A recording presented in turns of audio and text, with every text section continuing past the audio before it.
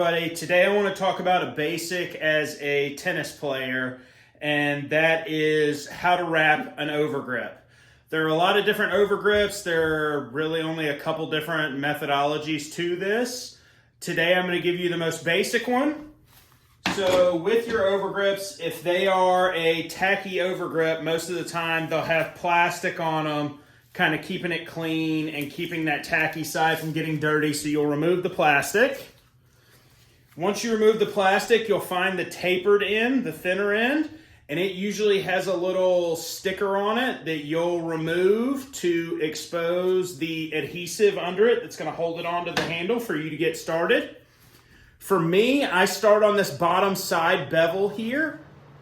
If you're looking at it vertically, that bevel's at probably 7:30, 8 o'clock, somewhere in there.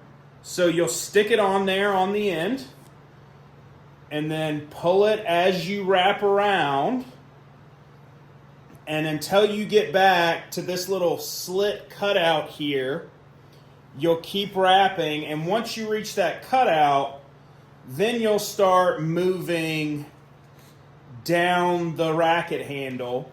And as you move down the racket handle, you'll try to keep that overlap on that overgrip fairly even all the way down. And usually I would say you're probably going to have a 1/4 inch of overlap on your overgrip as you move down the handle. And really this is just to create a clean, tacky, dry contact surface. This is something that you'll see professional players do on changeovers, like Richard Gasquet will actually change his Turner grips on almost every changeover, and he is just absolutely blistering fast at it.